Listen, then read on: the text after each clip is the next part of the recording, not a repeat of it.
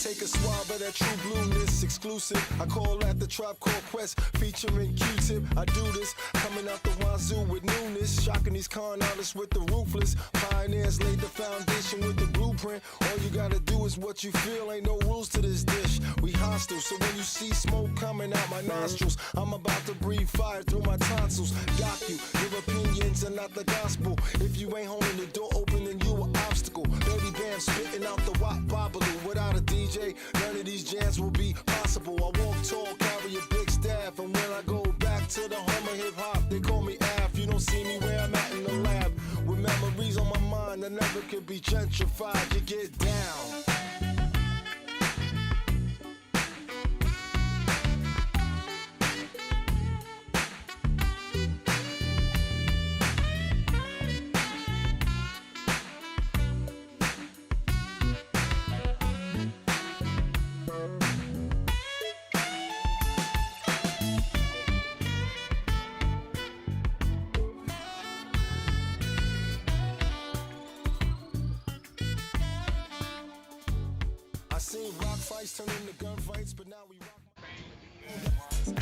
Welcome, mountain bike fans from wherever in the world you are joining us. We're glad you're here because today is going to be a great day of competition. It's crazy to think that it's the second to last day of the entire 2024 Crankworx World Tour. Slalom was off the hook last night, and today it's all about speed and style, Alan. Yeah, and like everything in the Whistler Valley, everything is stepped up a notch. We're here at the finale of the Crankworx World Tour, and the course up here in the Boneyard is definitely going to be a factor. The conditions are dry, and the speeds, because of the angle of the Boneyard, are going to be double what we've seen all season, so the racing is going to be diabolical and tight.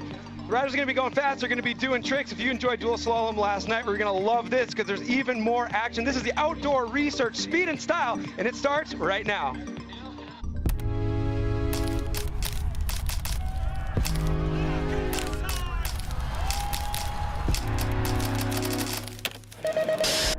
Crankworx is... it's a crazy thing to be involved in. It's hectic, but you're in it and you're just like loving it. A reunion of friends and people in different cultures. All these cool different locations, all these different tracks. There's always so much stuff going on. People are just stoked on biking, and they're just stoked to be here. Hearing so much energy around.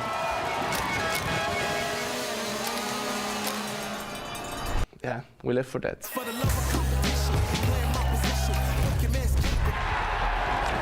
Unreal.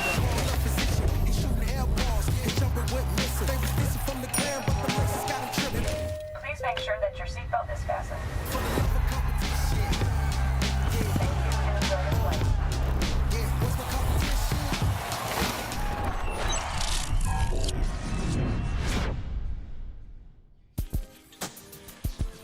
Things are shaping up to be an absolutely incredible final out here at the Outdoor Research Speed and Style. And with this being the fourth and final stop of this year's tour, we have so much on the line coming into today's competition. We had those cast of characters out here yesterday in the specialized dual slalom whistler, trying to add those points next to their name for the king and queen overall standings. Names like Martha Gill, who is leading the queen standings, and Ryan Gilchrist, who's leading the king standings. A look back at some slalom highlights from yesterday, Alan. Yeah, slalom was super technical track, kind of understated by the looks of it. The riders were having to tiptoe through some of these really technical off-camera turns. You see Bernard Kerr right there showing you exactly what I'm talking about. The line that these guys were riding, these men and women were riding, was so fine and so tight. We see there missing a gate. It was definitely conditions were playing a factor yesterday. You see it right there, riders who are so consistent, like Jill Kindner, who capped off her 10th win in a row in the air downhill just the night before. Even Jill can go down, but the aggression of Ryan Gilchrist was on full display last night. Did you see Ryan Gilchrist right there doing that jump to manual? That's one of the things that he brings to the table. When you're not here today, when you're not on the trick jumps, he has the ability to do lines and gain speed, similar to like what we first saw when James Stewart showed up in Supercross. He started Bubba scrubbing. He's doing things no one else is doing. Nice timing as we see Martha Gill Bubba scrubbing over that roller there. Martha Gill extending her lead in the queen standings by taking the gold. Jordy Scott not making it into the round of 8, so that lead from Martha. It was a big night for her yesterday and a big day for this man right here. Jackson Frew came out on top in dual slalom, moving himself up from 3rd place in the king rankings all the way up into 2nd and narrowing the gap between himself and Ryan Gilchrist. Yeah, huge day for Jackson. He talked about it a little bit, some of the adversity he went through. Big crash in practice, was able to dust himself off, regroup, and he was just taking it one step at a time. And we talk about that sometimes here and there. When you have the adversity, it takes your mind out of the competition. You're just doing one step at a time.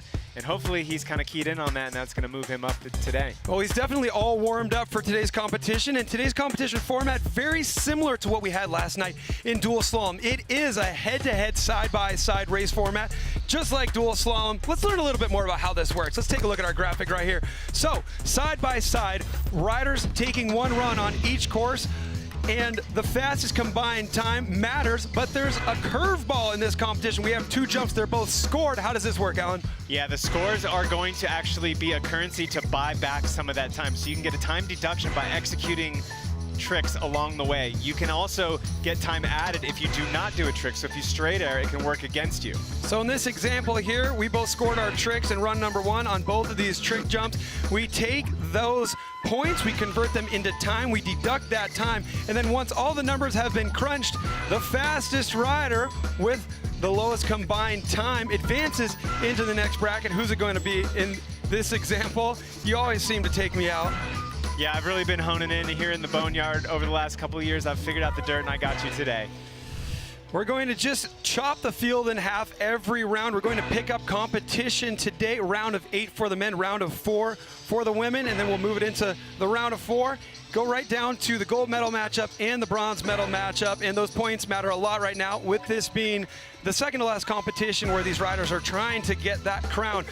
We've got an esteemed panel of judges right here who are going to be assigning numbers to these tricks. We got Connor McFarland, Jeff Gulovich, Grant Chopper Fielder, and Paul Rack. We may check in with them from time to time, but they really have it down to a science right now. There's actually predetermined baselines for the trick scores depending on what tricks these riders do. Yeah, and beyond that baseline, you can also improve on that score through execution, things like amplitude, how high they're getting, extension, how far off their bike they're getting depending on the trick that it is, and then the cleanliness of the landing and able to just carry on that speed. All that will be taken into account with these judges. Alan, you and I walked the course last night, and we noticed there were no tire tracks on it. The riders got to put tire tracks on it for the first time this morning, and I can't think of a better way for us to take a look at this course than on board with some of the riders here in our GoPro course preview. What's up, guys? I'm Jordy Scott. I'm Thomas Lemoyne. We're here at Crankworx for the Outdoor Research Speed and Style. And this is your GoPro course preview. Woo! Bang, bang. Good practice. Riders ready, watch the gate. Have some rollers into jump, into the first jump.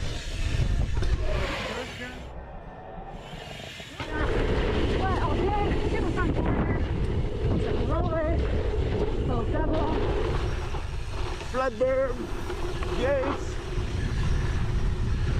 and the last jump. So fun. It's a little gnarly.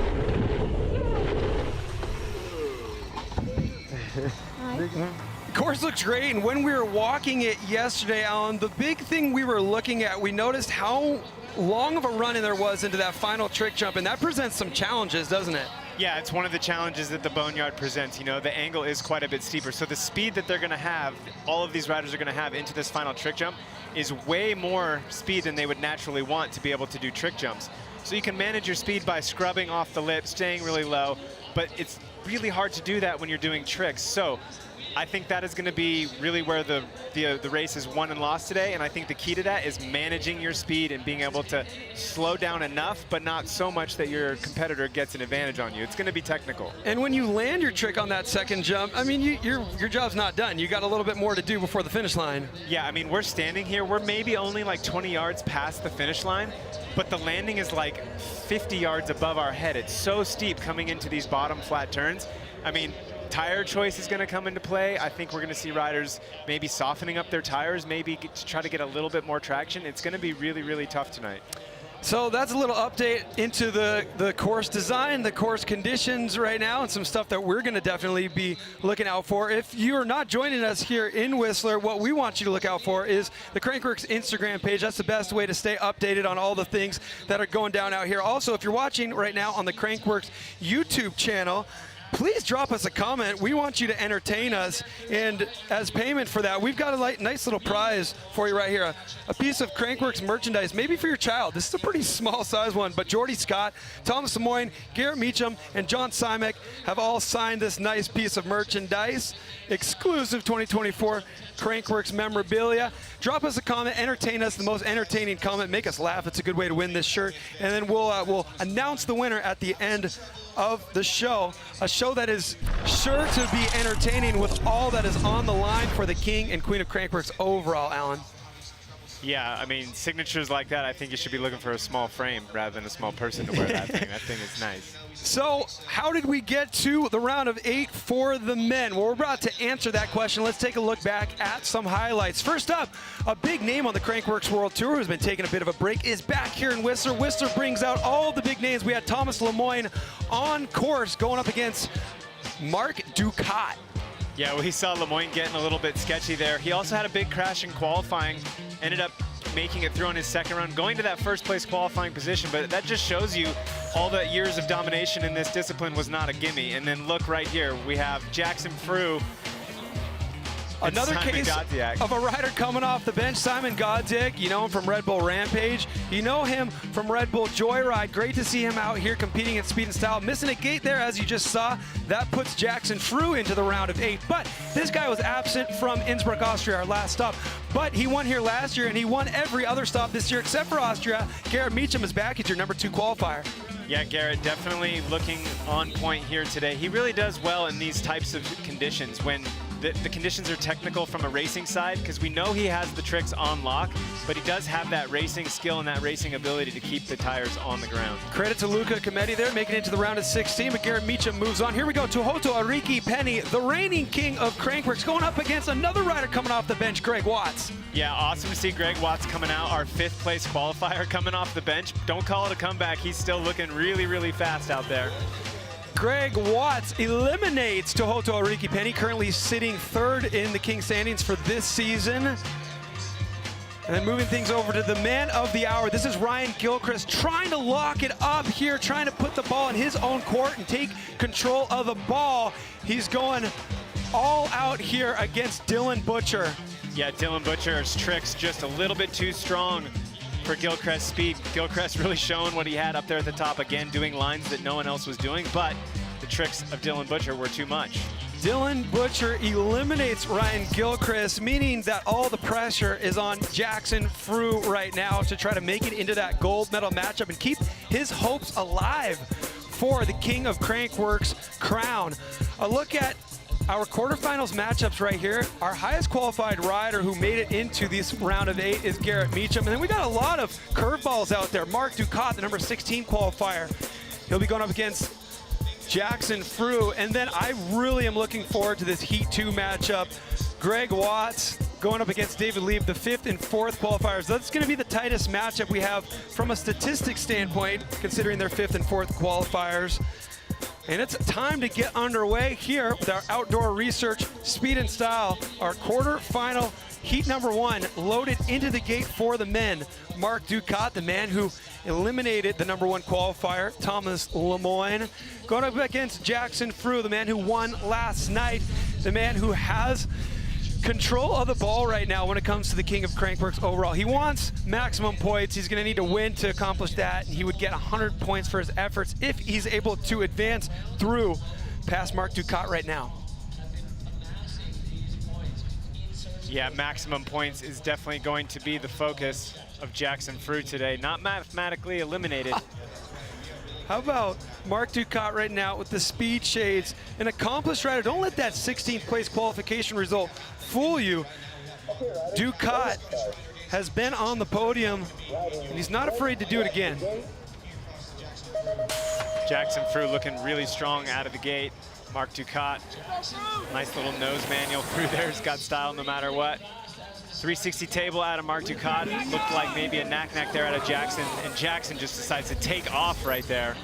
And look at that. Look how he has to tiptoe over that rise into the off camber. Gets a knack-knack seat grab off. Big backflip right there out of Ducat. Let's see what the time differential will be. Jackson Frew crosses the line 1.9 seconds ahead of Mark Ducat. The big question right now is what will that differential look like after the trick scores are converted into time? Jackson Frew looking poised to make some stuff happen. A guy who doesn't have the tricks to compete with a rider like Mark Ducat, but he makes up for it with his speed, doesn't he? Yeah, looking good with that 1.9. Earlier in the round of 16, when the racers were going dead against the tricksters, it seemed like 1.7 and above was kind of that safety mark for those speed riders, but the trick riders able to gain more than that just on points is kind of what we were seeing in that round of 16. Next heat loaded into the gate, heat number 2. This is the guy we were talking about earlier, Greg Watts. He won the slopestyle here in Whistler way back in 2009. His last podium in speed and style came 4 years ago, 2020, in New Zealand. He's shown he still has what it takes to be a front runner out here. Don't be surprised if he makes it into one of these medal rounds. He's looking really powerful in the preliminaries. He's got to get past David Lieb, a much younger rider. The battle of the two Americans here. Yeah, both riders sort of just coming back. That's one of the amazing things about Whistler is all the riders want to be here. Looks like David Lieb gets a little bit of a gate advantage right there. And Craig Watts with a suicide no-handed backflip. You got to tap the back brake when you're upside down on that one. Definitely a technical trick. So the judges are going to be watching that. Here they come into this final trick jump. Lieb with a little bit of an advantage. Bar spin, backflip. Or was that a one-footed X-up backflip? I missed. It almost looked like a backflip double bar spin from David Lieb, which is a trick you would typically expect to see Greg Watts doing. But don't forget, David Lieb was the bronze medalist right here in Whistler just a year ago. He crosses the finish line first by a margin of 1.3. Let's take a look back at these tricks. A huge extended backflip suicide no-hander there for Greg Watts. Yeah, and David Lieb right next to him with the 360 triple bar spin, so that's a quadruple combination. He's going to be racking up the points there, and you're right, Cam, that was a bar, two-bar backflip. So David Lieb racking up those trick points. Really surprising to see Greg Watts not get a variation in that backflip. Could potentially have something to do with that challenging run-in to that second trick jump. Greg Watts running the single speed I see there, almost looking like he's winding out, running out of gears in that final sprint. Need all the speed you can muster out here when you make it into the round of 8. But we're going to have Bas van Steenbergen now, your number 14 qualifier, going up against John Simek, a rider who we've seen today pushing his trick capabilities outside of his normal comfort zone. And Bas van Steenbergen, of course, a former king of Crankworx, and quite the impressive rap sheet when it comes to results on the Crankworx World Tour. Yeah, those are some big numbers. 41 podiums, 13 gold, 17 silver, 11 bronze, and he's not done. He's here, he's in it right now. We saw some amazing riding out of Bas to make it through a really tough round of 16. But as you mentioned, we've seen Simek maybe spending a little time in the airbag. He's up in his game when it comes to tricks, so he's going to be buying that time back with those stunts. I mean, don't count Bas out. He knocked out Bernd Winkler, the man who was second here last year and first at the last stop in Austria. All right, John Simek and Bas van Steenbergen on course. So much power, so much explosion with Bas out of the gate, and he overjumps a little bit into that turn. Able to get tricks off both riders, and then we see Simek pulling alongside and actually extending about a bike length in front. Here they come over this really sketchy off-camber rise. Toboggan looks like that. I don't know, was that an X-up backflip there? It was hard to tell from the back. Pedaling all the way through, so the time only a 0.8 disadvantage to Simek. Let's see where we end up with the points. Well, Simek was racking up the tricks, and of course, we don't expect to see huge tricks out of Bas. He's got to lean on his speed. You see him going too fast into that first piece of air time, overshooting that setup jump. Yeah, nice corked out table inverted 360 out of Simek on the first jump there. Almost oversteering a little bit, flying off course. Then he gets a flip X up, coming in straight on the pedals. I cannot tell you the difficulty of landing a trick and getting straight on the pedals while you're still on the landing. That's not easy or normal. A couple inverted variations for Simek is going to play toward his favor, scoring 0.98 on the first jump. Is already going to put him right there as the leader of this run. We will get them back up to the top of the course, switch sides, and figure out who moves into the next round and who hits the showers. So final heat in the gate right now, heat number 4 of this quarterfinal round in the outdoor research speed and style.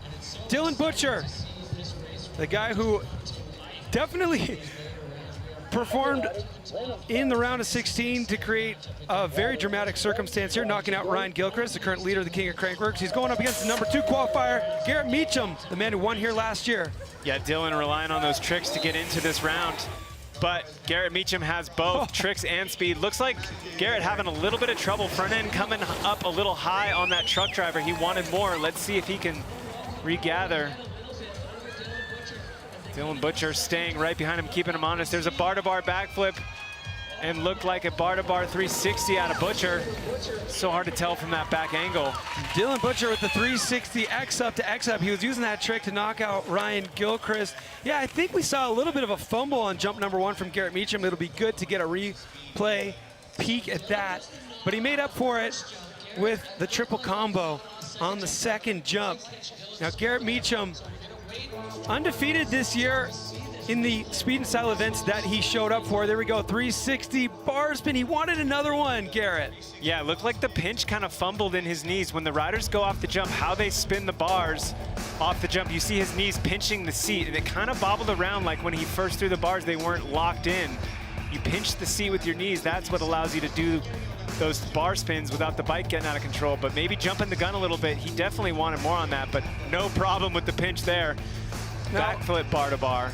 Racing this course is one thing. Being able to ride these jumps is something that I'm sure all of you mountain bikers at home would be excited to be able to do, but to be bar to bar right next to your competitor, upside down, spinning the bars twice. This is a close enough race to where we had these riders sharing airspace, and it's kind of what speed and style is all about. Love to see it. Yeah, that jump is massive. Earlier in the week when we were doing whip off, we were doing trains, and it was crazy when you would go off the lip, the 3 people in front of you were still in the air. It's not something I've ever experienced before. So Garrett Meacham will have a .79 advantage over Dylan Butcher moving into their second run. Great crowd on hand out here, and expect that crowd to just continue to grow. Tomorrow's a big day. Red Bull Joyride, but a peek right now at who has the advantages after run number 1 in these quarterfinals for the men, Alan. Yeah, the faster qualifiers here doing what they suggested they would do, beating out their competitors in the first round, but it's not over. They're gonna re-rack, they're gonna go back to the top. So if there is any advantage that we're not seeing on the course, both riders will get an opportunity to absorb that advantage.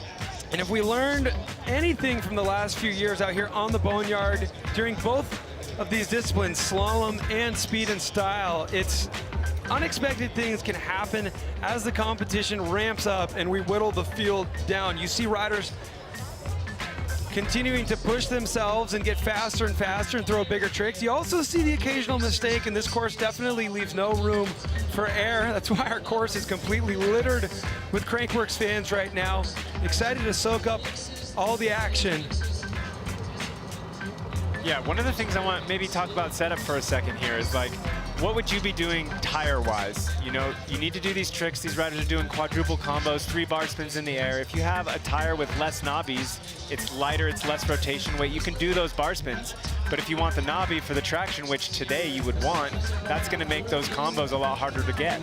Big time, and it's a balance. It's just like any form of racing, your equipment is very important. And I bumped into the #1 qualifier in the women's category for today's speed and style race, Caroline Buchanan, a couple evenings ago. She took one look at this course and she made sure she put a knobbier tire on the rear. She was walking back to the hotel to install that tire, and you know, those flat corners at the bottom had to have been a big reason for that. But you're right, it is a trade-off. As you add more knobbies, you're increasing that rotational mass, which makes some of those spinning tricks much harder to do. And it's a part of the strategy that goes into the sport right here, is balancing the equipment with, you know, the 2 different types of performance that you need for speed and style. Yeah, I like that call by Caroline. Why would you want a bigger knobby just in the rear? That's not going to affect you if you're going to be trying to do bar spins or things like that. But what it's going to do is it's going to give you a lot more braking traction, which on this course is something you have to think about. Usually, braking is not something that is really a part of the speed and style, but here it absolutely is. Well, in last night's slalom, the only thing that mattered was speed, and Jackson Frew had that speed. He had a crazy day leading into it. Earlier, Bree was able to catch up with Jackson Frew. Thanks, Cam. I'm here with yesterday's winner of slalom, Jackson Frew. You had that win, but it was a tough start to the day. Tell me what happened yesterday. Yeah, I ended up snapping my chain, kind of 5th or 6th pedal out, and had a pretty big crash to start the day. So definitely felt like I'd been hit by a truck this morning, but now we're warmed up and we're getting into it. So yeah, not feeling too bad, all things considered. You got some valuable points for the standings, bumped up into 2nd. What are your expectations for speed and style? No expectations in this event. This definitely isn't my forte, so we're just out here swinging for the fence. We're going to see what happens, but yeah, hopefully pull a few more, but yeah, having fun. Thanks, Jackson. Best of luck. Thank you. My favorite part of that post that he put up this morning was, he said, usually days that start like this, meaning that crash, don't end in gold. And we've seen him all season just push through adversity. Just a couple stops ago, we saw the blood leaking through his glove. And he always seems to find a way to play toward his strengths. Right now, he's going to have to do that. He's got .96 to make up behind Mark Ducat. Yeah, definitely no question with Jackson Fru's commitment. You can tell by that first pedal out of the gate and all the way over the first obstacles, sending at least a 3 bike length lead right out of the gate. Getting that knack off, staying extremely low, relying on that speed. Remember, he has to do some trick or else he's gonna get time added. So, what's he got on this next one? Looks like a little bit of knack getting blown. Oh no, Ducat looks like he's having a little bit of trouble. A big deal for the King standings right here. Marc Ducat, I think he may have missed a gate, and that's why we saw him throw the towel in on this run. But Jackson Fru finding one in the street right now and keeping his hopes alive. Jackson Fru advances into the round of 4, meaning that the hopes are alive of his dreams of grabbing that 2024 King of Crankworx crown. Yeah, you just never know what's gonna happen in this competition. I mean, right now he's making hay while the sun's shining.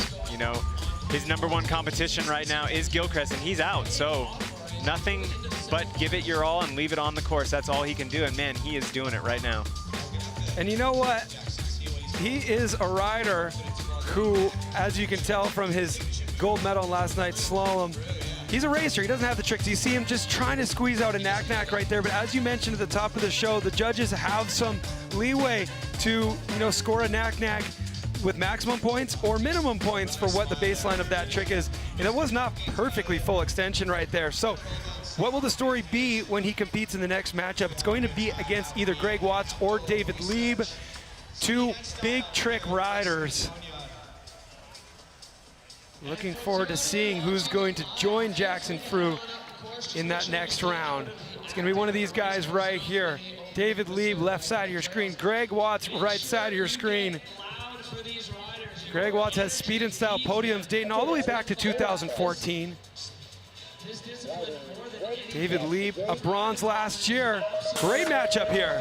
Yeah, awesome to have these riders back here in Crankworx competition. Look at that little scrub out of Lieb, looking really smooth coming out of that first section. Gets the double truck off. I missed there what Greg did, but Greg pulling ahead right there, getting a nice drive out of that first turn. Maybe a little too casual for Lieb out of the gate here. Can Greg catch up? Both riders in the air at the same time. Flipping, spinning bars. Backflip suicide no-hander there for Greg Watts, who crosses line point 3 behind. Will the trick points be enough? We see David Lieb scoring higher than Greg on both jumps. So David Lieb will move into the round of 4 for the 2nd year in a row here. We got to give credit for Greg Watts showing up and putting on such a great showing. Yeah, definitely right here is where he accelerated out of that turn. I thought he might have him, but David Lieb just being a little bit too strong, being too on point with those tricks. Have you noticed that when riders are coming down side by side, they're hitting their brakes a lot less? It's like a game of chicken and almost not even stopping before they get to the fence line. Look at the black marks on the background. Yeah, this Crankworx Whistler Village Finish Corral has a lot of history in it. The skid marks that have crossed over that black Crankworx Whistler sign. Just 20 years of iconic moments. So David Lieb, Jackson Fru will be your heat #1 semifinal matchup. Let's fill up that bracket for the heat #2 semifinal matchups. Next one we'll see at the top of the course right now will be Bas van Steenbergen and John Simek. Well, Bree is with David Lieb. Let's hear it, Bree. Thanks, Cam. I'm here with David Lieb. David, that was such a tight matchup. What was it like to go head-to-head with Greg Watts? It's so cool because throwing it back to one of my first ever speed and styles in 2018, Greg took me out in round of 16, and I always looked up to him, and he's such a legend. So it's an honor to race him again and to come full circle and take the win. It's pretty cool, and I'm super thankful. You're through to the next round. What's the plan of attack? Just keep checking them off, nail the tricks, hit the laps right, and have fun with it. Thank you. Best of luck. Thank you so much. Cool story there out of David Lieb. Full circle moment right there. The student becomes the teacher, and now an opportunity to not only, secure himself another medal out here if he's able to make it into those rounds past Jackson Fru, but really impact the King of Crankworx overall as well, with Jackson Fru being the one rider with the chance to sweep the rug out from under Ryan Gilchrist, who, as we mentioned earlier in the show, was out in the round of 16. Yeah, always one of the exciting aspects of coming to Whistler, coming down to the end of the World Tour. There's always those wildcard athletes that just have this on their calendar. You know, they don't want to miss Whistler, so they're always here, and they're always in that position to kind of throw in another rider in the mix and really mix up the points. And the way I look at it is, before there was a Crankworx World Tour, there was Crankworx Whistler, and it was our biggest event of the year. So the riders that don't follow the whole tour, nothing has changed for them. They say, well, we don't miss Whistler. You know, it's a huge industry event, as well as a great excuse to ride the best bike park in the world. A bike park that has an even shorter lift line now, thanks to this new Fitzsimmons chair that goes so fast, loads bikes on every single chair and packs more people onto it. Yeah, it's unbelievable. I don't think I've waited longer than 2 or 3 minutes for a lift all week long. When last year was, you know, when the lift was closed, it was about an hour. Yeah, it's worth it. So, Bas van Steenbergen, a former king of Crankworx. We saw his rap sheet earlier. He can do it in any discipline. This is not his numero uno discipline, but we've seen him pull it off before. John Simek right now, his opponent, has an advantage of 0.79. That's 0.579 right there, a little bit of a glare on the TV, but Baz out of the gate, going super hard right here. He is going to be relying on that speed. He does get the knack off, but Simek getting a clean trick and really pushing Baz on speed. That's not something we've seen from many riders right here. This is where they got to be really careful. Looks like the watering crew has got the track dialed perfectly. Was that, oh, did Baz miss a trick right there? He might have squeaked a little bit of a toboggan, putting his hand on his seat. It looked like we got another backflip X up out of Simek, which is undoubtedly going to score higher than a hand on the seat. So, jump number one, Simek scores 62 to Baz's 13. Judges working on second jump scores right now as we look back at jump number one. Yeah, both riders getting those off. Simek getting that inverted backflip again. Coming around here, and now Simek was keeping Baz really honest. Did you see a hand come off? I saw a hand come off. I'm not sure how much contact that hand made with the seat. Yeah. And what do you think about the extension of that X-up? Were we a little shy on that one as well? Let's see. Yeah, it looks like Baz might have had it on the way up. Oh, no, good extension. Good extension on the backflip X-up from John Simek there. Yeah, full 270 on that. Baz finishing strong through the line there. But it's going to come down to the trick scores. And John Simek does it. Buys himself a ticket into the semifinals. Good showing for Bas van Steenbergen. I know Baz can do tricks. We got to get Baz doing tricks. How do we do this? Backflips, 360s. I can see it in his eyes. So we talk about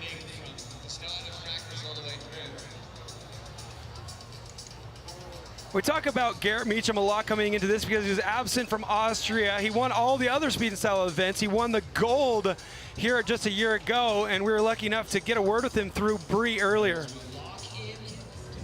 Thanks, Cam. I'm here with our defending champion, Garrett Meacham. Garrett, you've won every race that you've competed in this season. What's the secret? Just one lap at a time. There's a lot of guys that can also win, so do your tricks and just go fast. We saw a close matchup against Lemoyne earlier. Tell me about that. That's awesome. I'm really stoked he's back racing. We kind of lost him for a year for injury, but it's great he's back. Best of luck. Sweet, thank you. Speaking about being excited somebody is back, it was a bummer not having Garrett Meacham in Austria because he was such a dominant force, and to have him back now qualifying second, let's see what can happen. He's got a 0.79 advantage over Dylan Butcher. Yeah, definitely good to have Garrett back. It's going to be interesting to see how that plays out. You know, sometimes you take some time off, you lose that momentum. And other times you can come back and you're refreshed, you're better than you were. So let's see how it goes down. Garrett with a slight advantage over Dylan, but Dylan staying real tight. Here we go on the tricks. Looks like truck to X up from both riders. Pretty good execution out of both these riders as well on that trick. Dylan getting really close, side by side coming down. This is when it starts to get sketchy, when it becomes a game of chicken between the riders. because the speed is fast. Both riders looking really smooth. Look at how fast. Garrett almost loses the front end right there. You see Meacham hard on the pedals and then hesitating on those pedals for a second as he made a body adjustment to regain front wheel traction. What a crazy matchup right there. This is basically super even here. We got an extra bar spin there out of Dylan Butcher. So he did one up on that trick. He did land a little front end high EK, so that will affect his score, but it'll be interesting to see how it works out with the judges. Okay, here, did Garrett get a variation in before the can-can? He did a backflip bar spin to one-footed can-can out of Garrett Meacham, left side of your screen, versus an inverted 361 footer. Here we go. You see that front tire? Watch this front tire of Garrett Meacham on the pedals coming out, and look at that. He lightens the front end just about half an inch outside of the groove, and it's like marbles out there. And as soon as he dropped the pedals, that unweighted the front end and traction was gone. He barely saved that. That is a demonstration of bike handling skills at its finest right there, and Garrett Meacham is rewarded for keeping it on 2 tires. He moves into the next round where he'll meet up with John Simek. Meacham does it again, man. He's like Old Faithful out here in this discipline. Yeah, definitely making it happen, but Dylan Butcher keeping him on his toes with that extra trick up there at the top. What do you think here? We've whittled them down to 4. The women's field, we're going to join up with them at the round of 4 as well, so we'll take a look at that start gate in a moment, but who do you think has a better chance of advancing here at first glance? Man, it's so hard to pick somebody with a better chance, but the person I'm excited to watch is Fru, because he's got nothing to lose. He's going to leave everything he's got on the track. For him to be in the semifinals in this category, it's a win. So it's icing on the cake right here, and you know he is going to be shooting for that king point. It's going to be really tough for him to get through David Lieb, a rider we just saw knock out Greg Watts. He's looking really good on his bike, but we can never count Jackson Fru out because he always figures out a way to find one. Yeah, absolutely. And you know, seeing that crash and that adversity that he's working through, he's building confidence throughout the week. You know, we talk about building your speed throughout an event. That happens throughout the entire week with all the events. So his momentum is going in the right trajectory. Well, he needs it to, because he has an opportunity to keep his hopes alive for the King of Crankworx. Of course, coming into this 2024 season, the reigning King of Crankworx is Tohoto Ariki Penny, a guy who we're so excited to have on tour because he represents the athleticism that is brewing in New Zealand. We see the King timeline right here, all these riders etching their names into the history books. And take a look at this, a little insight into the culture and the history of Tohoto Ariki Penny's homeland, beautiful New Zealand.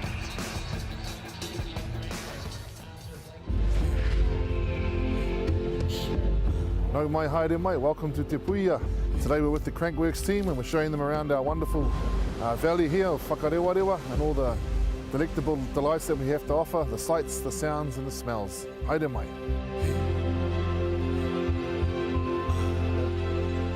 I just want to pay respect to these two whakairo, these two carvings that we unveiled last week. And also at the same time we unveiled the kuaha, or a ceremonial doorway for Crankworx. On June the 10th, 1886, the earth shook and Tarawera blew its top. Tohoto Ariki, the tohunga, he was the only one who was found alive, buried in this house that probably would have looked pretty similar to this little house here. That day that it erupted, that's my sister's birthday, so it's like a random connection there. No wonder why she's always crazy, like it blows up and always keen for a feed. Steam vents are absolutely amazing. Leave your food in there, you find a hole with steam coming out of it, pop a box around there, leave your food in there for about 3 hours, cook to perfection. It's a real honour actually to get this insight into Tutu's history, his culture, this land, and feel way more connected to this whole area. It's pretty cool to see these geysers. I've definitely never seen anything like it. Pretty special to see how they cook their food here, and yeah, definitely first time for me and tasted delicious. It feels pretty cool to have, you know, people from around the world here. So when they do come, they're like, oh, it's a real special place, this.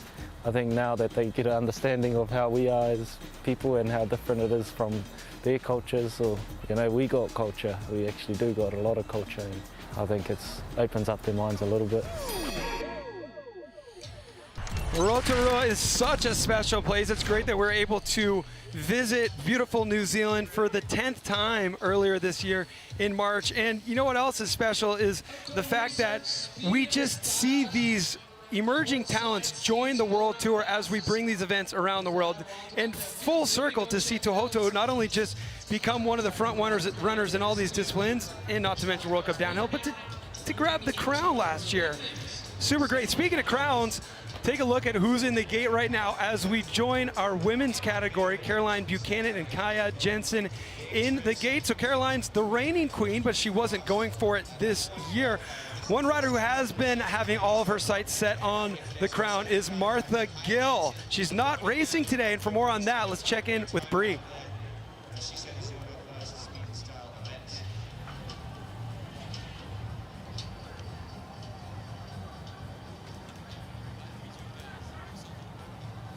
Herself. It's a good opportunity for Geordie Scott to gain some value.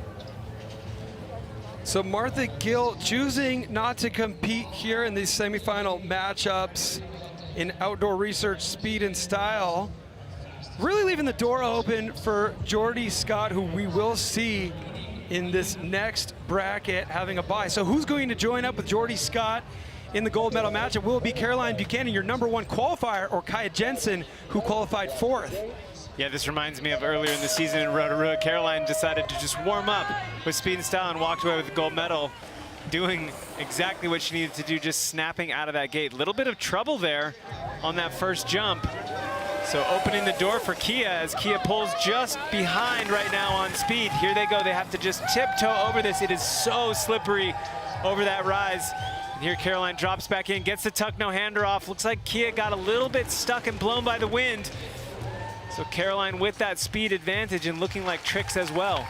So something we forgot to mention at the start of the show, we haven't had to touch on it until right now. If you don't trick, well, you don't just break even and take your actual time top to bottom. We'll actually deduct points, which equates to time added back on, and we saw that be the case here for jump #1. Caroline Buchanan not able to get a trick off on jump #1. Jensen not able to get a trick off on jump #2, but Caroline able to manage both hands off the handlebars, get some points for a tuck no-hander on jump #2. Yeah, both riders just happy to make it down. It is so difficult out there. Seeing some of the different setups on these bikes, the riders that are, leaning on the trick side, they're going to be riding kind of a pump track, a lot of times a hardtail or maybe a slope style bike with less and smaller knobbies. So that's going to be a lot more difficult there, but you're going to get that advantage on the tricks. And then you see some other riders riding some short travel trail bikes, more suspension, bigger knobbies, softer tires, more traction. So it's really a trade-off. So we are not going to see Martha Gill in the gate now against Geordie Scott. And for more on why that is, let's check in with Bree. Unfortunately, our leader of the Queen of Crankworx standings will not be competing today. She's decided to sit this one out. She's mentally and physically exhausted, and she doesn't want to risk hurting herself. It's a good opportunity for Geordie Scott to gain some valuable points, and hopefully we'll see Martha Gill in pump track tomorrow. We will look forward to seeing Martha in pump track tomorrow, and I'm sure Geordie will look forward to having a little bit of control over her destiny right now. She's going to take this and use it as a practice run and watch Heat 1 play out to figure out who she will be competing against for a gold medal and 100 points here in the outdoor research, speed and style. Yeah, definitely a lot on the table for Geordie here today. Let's see how she's going to take this run. Looking really smooth right there on that slope bike. So she's going to be relying a little bit more on tricks. It's going to be interesting to see how that plays off. Right here, you see them going really slow. She is one of the riders with only 1 brake. That is going to make it a little bit easier for the tricks. And we see her there with a combo, a tire grab to toboggan. But we'll see also some riders with 2 brakes. And we talked about how speed and managing that speed is really difficult on that course. These riders with only a single brake, that's a rear brake. And when you have to rely on only one wheel to slow you down, that is going to break traction, and you don't know if it's going to go left or right, and whatever happens after that, you're kind of along for the ride. So another thing that riders are relying on setup to really sort of set their destiny and how they're going to approach this track today. Well, you know Jordy can take the win today. She has taken the win at the last 2 speed and style events, a month ago in Innsbruck and then down in Australia in May. She got a couple gold medals already this season in this discipline. And the big question right now is who will she be competing against in the gold medal matchup? She secured a spot there right now. Will it be Caroline Buchanan or Kaya Jensen? That was really cool. I saw on that. I've seen the tire grab to toboggan before, but she actually did the tire grab, grabbed back onto the grip, and then committed to the toboggan, which is when you grab the seat. That's a really cool way of doing that trick. I had not seen that before. I'd like to see her taking that by run as an opportunity to get a little bit more practice with the tricks. She's keeping her knife sharp, and if we learned anything from heat number 1 with Caroline and Kaya Jensen, is they were struggling to trick both jumps. So Jordy Scott looking poised to take the gold today. We know she is into the gold medal matchup. Yeah, it's interesting, you know, as we're getting later in the day, sometimes here in the valley, the wind does pick up. We are down at the bottom in the finish corral, so we can't quite get a feel of what the wind might be on those trick jumps. I'm wondering if that might be affecting them. Always, you know it, always affecting them. It's the invisible force that is the boss. But under these circumstances, somehow, time and time again, we see these riders kind of, well, I'm not even trying to make this, I was going to say throw caution to the wind. That was way too cliche, especially since we're talking about wind right now. But just the magnitude of being at Crankworx Whistler, having the fans lining the course, having all of your friends and family out here cheering for you with signs at the bottom of the course. It somehow has a way of shrinking down all of those elements that make your day a little bit harder. And we see riders rise to the occasion time and time again, year after year out here in Whistler. Yeah, I mean, there's so much to do in the Whistler Valley. There's the bike park, sure, but there's the Valley Trail, there's Lost Lake Swimming, there's all the little fun trails on the west side of the valley. You know, I mean, this was a vacation spot for my family for the last 5 years. So look at our semifinal matchups for the men. Number 8 and number 4 qualifiers, Frew and Lieb, heat number 1. And then you got to give it to Simek, taking that 11th place qualifying position and putting it all the way into the final 4, but he's going to have a tough road going up against number 2 qualifier and the man to beat in this discipline these days. Last year's winner, Garrett Meacham. Can he make it another gold here in Whistler? I think he can. I think he can. That would be 4 in a row. Yes, he did miss Innsbruck, but that would be 4 in a row that he's competed in. So to say that he's the guy to beat is an understatement, but in terms of on the day, who is the man to beat when it comes to straight up time, no tricks considered? Jackson Frew, fastest 2 times of the day. And expect those times to drop. He's going to start beating himself as this race goes on. That is one of the things he's so good at, is building his speed, knowing where and when he can push, when to hold back. But he's got David Lieb, who's got a deep bag of tricks. Jackson Frew will need his 2 fastest runs here right now. Great start out of Jackson. That scrub Jackson had coming out of there looks so good. Looks like Jackson gets the seat grab knack off on that one. David Lieb also getting a clean trick. Getting on the brakes right there. That's where the front brakes are coming into play. Okay. Nice stalled out flip maneuver right there out of Lieb. Lieb keeping it tight with only a 0.8 or 0.6? 0.8. Well, David, I mean, yeah, you said that was a nice stalled out flip, but you got to think he was looking for a variation there. Oh, there you go. You just said it. He's going to beat himself. Jackson Frew posts the fastest time of the day again. 3 fastest times. Here we go. Look at that. Knack, seat grab out of Jackson Frew, and the 360. Was that a triple bar spin? I think it was, yeah. Grabbing on, just letting them fly. It's going to be big points for David Lieb out of jump number 1. Look at that. He got his bar spin in so early. We didn't even see it from this angle. Yeah, he did. Just nosing it in right there, using all of that landing. Nice steep landing there. You get so much momentum off of that when you land. And then we did see Jackson, as I was mentioning, just really building his race. He's so good at that. So we're going to see big points for David Lieb. 130 for jump number 1, 100 for jump number 2. Let's calc it out. David Lieb is leading this by just under a second. Jackson Frew with his work cut out for him. Yeah, 0.9 is going to be tough. But if anybody can do it, Jackson Frew can. And the technicality of this course, nobody is safe. That's the truth when it comes to outdoor research, speed, and style. Now we have Jonathan Simek, your number 11 qualifier, going up against the man to beat right now, Garrett Meacham. So both of these riders are pretty equally matched on speed and their trick list. See what they got coming in here. Looks like triple combos out of Garrett Meacham right there. These riders having different options with the brakes and the bikes. Garrett on more of a technically trickable bike. Simek on more of a speed machine. Bar spin, backflip to can-can out of Garrett Meacham. Simek getting a little bit offline right there, able to recover and pedal across the finish line. Impressive recovery there out of Simek. You see him pointing at that. Yeah, you got my heart going too there, John. So Meacham crossing the line about a half second ahead of Simek. Big triple combo on jump number 1. This 360 bar spin to X up out of Garrett Meacham. And that trick's working well for John Simek right now. It seems like he's able to come into the lip really fast and kind of squash the lip on that flip invert. Yeah, you see him coming down front tire first. This is definitely the riskier way to do it, but when you do land front tire first, you will increase your momentum. You get that extra pump. Here's where Simek got a little offline in this backflip X up left side of your screen. Oh, we're leaning. Yeah, that could be the win right there. I'm not sure, but what a recovery out of Simek right there.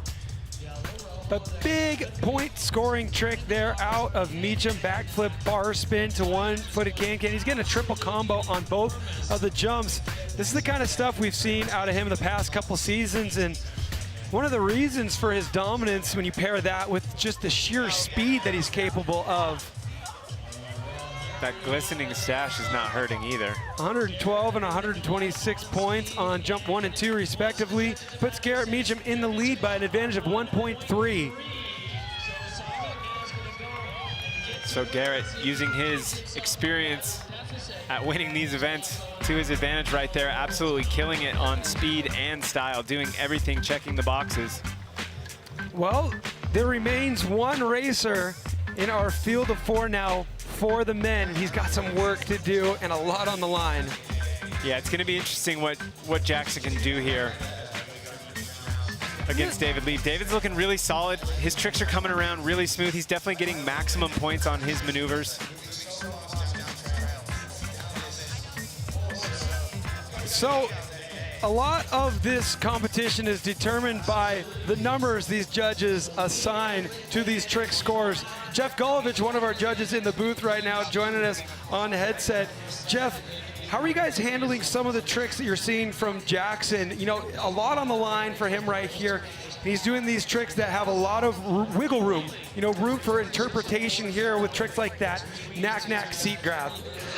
They do have a lot of room for interpretation, and what we're doing is doing our best with the trick scores that we have to combine scores to make them work out for his advantage, to make it a good show, and to judge him correctly. But it's just super hard when you hear certain people say it's one thing and our interpretation's a little different. So we're doing our best to do it accurately, and it's certainly difficult sometimes, so we have to get replays and look at it a little more closely, but I think we're doing the job just fine.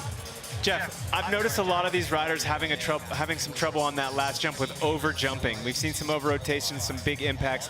How is that affecting their scores when they're coming in a little bit deeper, maybe a little bit front end high? We love amplitude. If you're carrying that speed, you're going to go deeper. If you can hold these tricks together with that harsh impact, then all the more power to you. I like it. Go big or go home. Absolutely. We love amplitude too, Jeff. Thanks for the insight there. And if you love amplitude, well, you're going to want to join us tomorrow, because it is the final event of the Crankworx Slopestyle World Tour, Red Bull Joyride. And I'm already buzzing for it. Yeah, it's going to be a big day for a lot of riders. There's a lot on the line for everybody, but Godziak has everything to gain and nothing to lose. Godziak an opportunity to win the Triple Crown, but he's going to have to get past the packed field of riders. And one rider in particular he's been able to beat all season, Emil Johansson. I mean, the most dominant rider in the history of the sport. Hasn't won an event yet this year. He's the guy we're usually talking about when it comes to the Triple Crown here in Whistler. Yeah, that's one of the things I'm the most excited about, is to see Emil come in here as maybe the underdog. Like, he can be the spoiler. He can take all of those accolades, the FMB overall, the Joyride gold medal, the Triple Crown. He can take all of that, and he's not been in that position before. Well, we haven't seen Emil in that position. We haven't seen David Godziak in the position that he is currently in, so we cannot wait to watch that story unfold. Right now, it's all about outdoor research, speed and style. Women's category right now. Run number 2 of this semifinal matchup between Caroline Buchanan, who has the fastest time of the day. She's paired against Kaya Jensen. The advantage belonging to Caroline, and it's a big one, 1.6. A lot of work to do here for Jensen. Yeah, no doubt Caroline's gonna get the slingshot out of the gate right there, but let's watch this first jump. Let's see what she gets off. Oh, and she gets a bar spin right there, so not putting a bigger tire on the front, allowing her to let the bars fly. That might have been what she was going for on the first one when she had a missed trick, but now nailing it. She's got speed and the tricks coming over this second jump. Oh, and then she does do a no trick, but so does Kaya. Caroline through the line first, doing exactly what she needs to do to move into that gold medal matchup. Carrying her advantage from run number 1, piling on an advantage from run number 2, and she will be meeting up with Jordy Scott to battle it out for a gold medal. Well, yeah, Caroline Love to see the bar spin. Caroline having missed tricks on both runs. She's definitely going to need to clean that up and make sure she gets maximum advantage going up against Jordy Scott. I mean, Jordy, we saw it in a run that didn't matter, a bye run where she was able to trick both jumps, but the bar spin from Caroline Buchanan, if she can pair it with anything on that second jump, is going to help so much, because we're not seeing anybody bar spin in the women's category today. So Caroline going for the gold out here. Thanks, Cam. I'm here with our reigning queen of Crankworx, Caroline. You're through to the final. What were your expectations for today? Yeah, it's awesome. We've had plenty of matchups between Jordy Scott and myself. I'm pretty stoked. I've never actually landed a bar spin in speed and style, so I'm clipped in, I'm going for speed. I've never actually done a bar spin clipped in till this week, so it's feeling pretty interesting. But yeah, this track's challenging. The girls are riding awesome. We got a small crowd, but it's quality in the women, and yeah, the girls are throwing down. And you did make a tire choice earlier today. Tell me about that. Yeah, I definitely went for the Arden on the rear, and then I've got the high roller on the front, Maxis. It's so loose down the bottom. So yeah, slightly heavier tire than the rest of the season. It's a big week this week. Tomorrow, for the first time, the girls will compete in Red Bull Joyride. How significant is that for the sport? This is a massive moment. So for everyone in Whistler, stay around. The girls are going to be on course. Come down, check it out. I'm so pumped for the women. Thanks, Caroline. Thanks.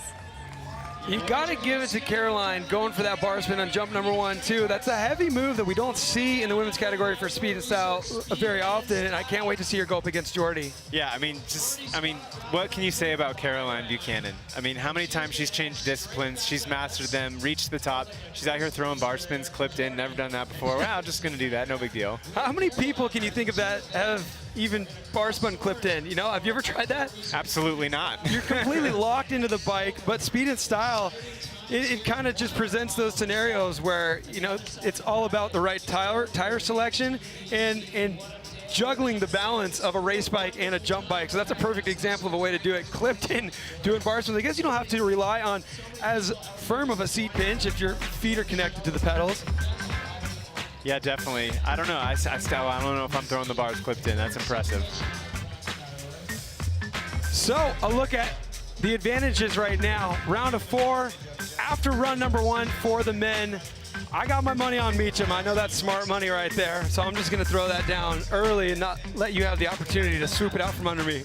Yeah, Garrett's looking pretty clean. Actually, I think you might still owe me a beer for slalom. I don't know if I ever collected on that. But happy to deliver on it. But here we go, Jackson Frew. Definitely going to let it all hang out on this run. David Lieb with the advantage. It is 0.76. Can Jackson Frew come from behind and keep his hopes alive for the king of Crankworx crown this 2024 season. Big heat right here. Watch this explosion. Boom, right out of the gate. Obviously, Jackson getting that hole shot. David Lieb looking pretty strong right there. This is where Lieb's going to need to be clean. He gets his trick off, gets that triple truck driver coming around, so he's getting his points, but there goes Fru just accelerating down to this final jump. Fru unclips right there and does a knack-knack. I forgot about that. I thought he was making a mistake. He has to unclip to do his tricks. Oh, and Lieb slips a pedal. So Lieb not able to accelerate all the way to the finish. Lieb would have loved some clipless pedals on that run. Big backflip double bar spin with good amplitude on the second jump, and then just really going for it through that finish line, foot blowing off. We saw Jackson Fru have a foot come off, and he was able to recover, but he was taking his foot off to do the trick. And there he is, 24,420.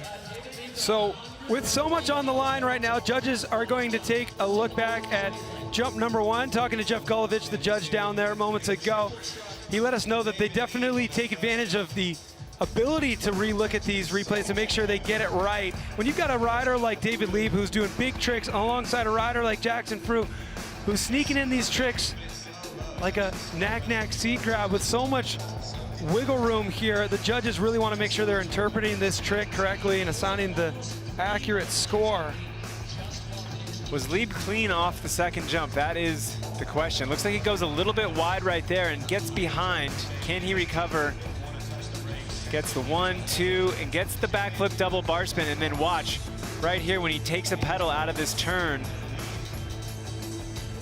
He ends up slipping his pedal and not able to accelerate all the way to the finish, so losing some time right there. The foot comes off.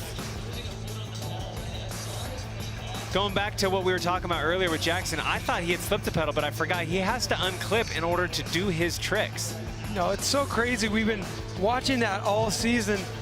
The fact that he's come up with his own strategy for speed and style, and I know the judges are really taking a look at what that hand was doing on jump number 2. So Jackson scores 30 and 25. David Lieb scoring huge, 130 and 124. David Lieb advances, knocking Jackson Fru out. Jackson Fru will have a chance to battle it out for a bronze medal still, but man, we got to get our calculators out and figure out what this means for the king of Crankworx overall. But great performance out there for David Lieb, who is just making stuff happen. Bree is standing by with David. Bree? Guys, David, that was such a close matchup. We know that Jackson's fast. He had the 3 fastest times of the day. What was your strategy coming into that one? My strategy was just to stay as focused as possible on nailing the tricks because, I mean, what can you do when you're racing a guy that fast? Honestly, it's so distracting when he's just pulling away from you.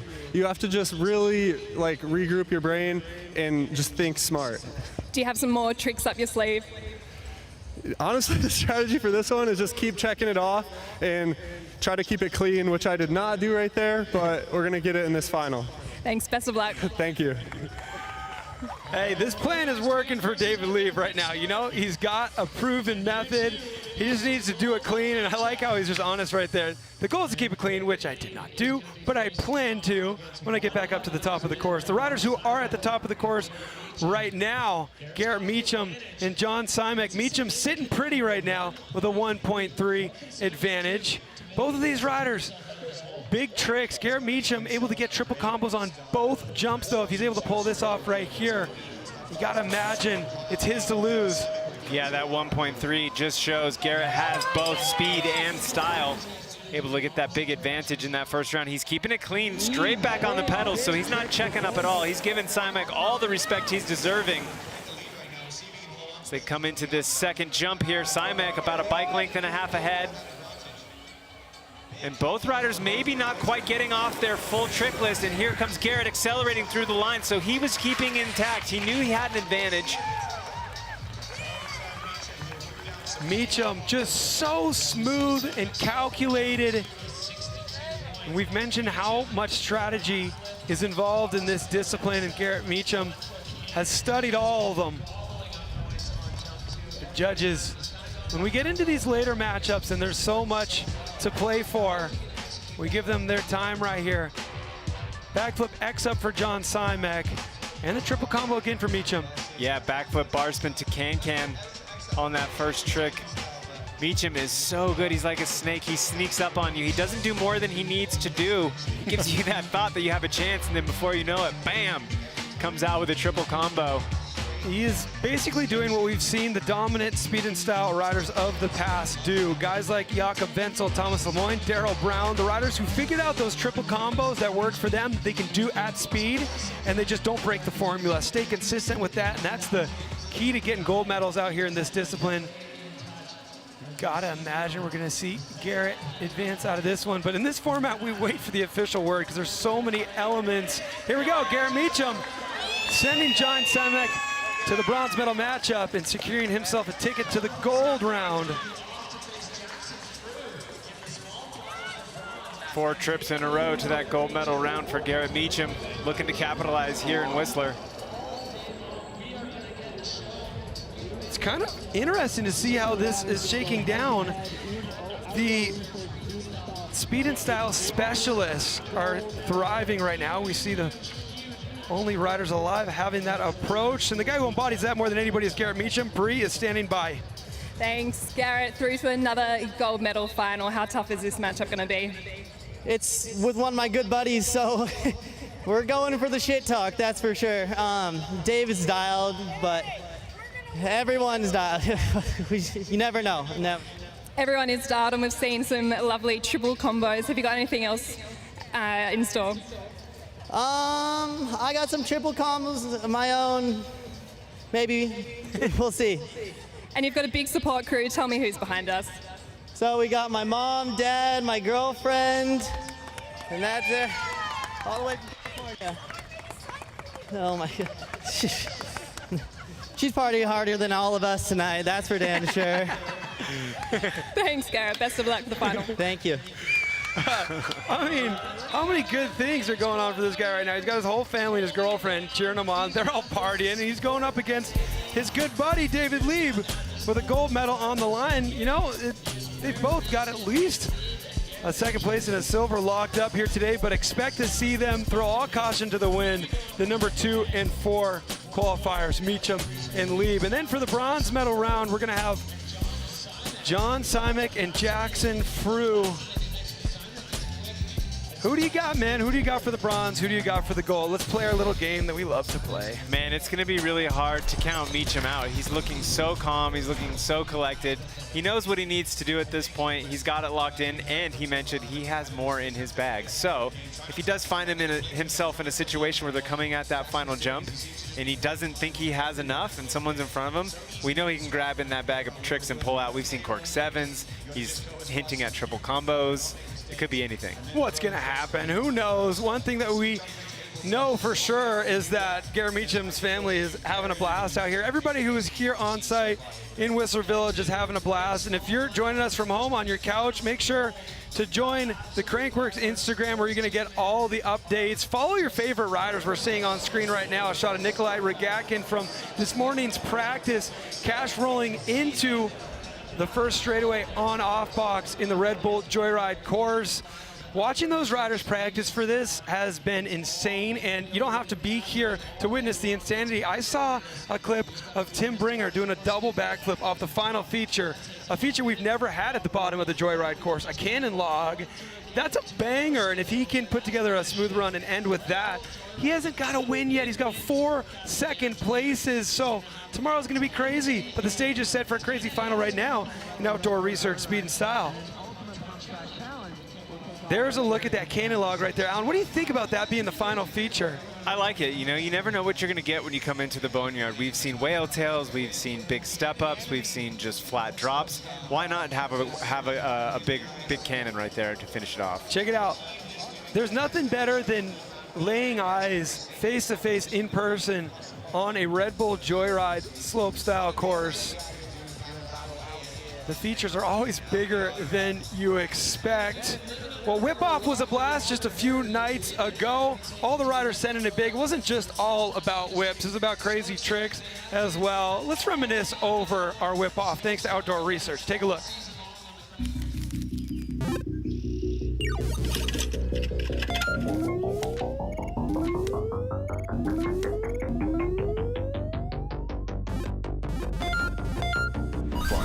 Yeah, here we go. Ooh. Oh, there's Georgia? Yeah. Ooh, big train. The brother battle. Eliminated.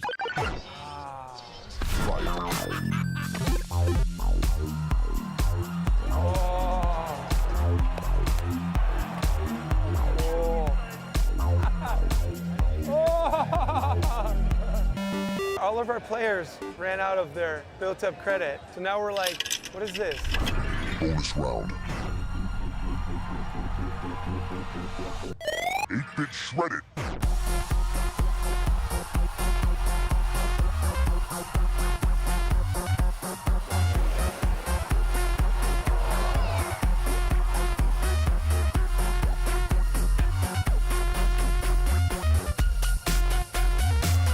Okay, but like not serious. Like, ooh, ooh, ah, ooh. The winner.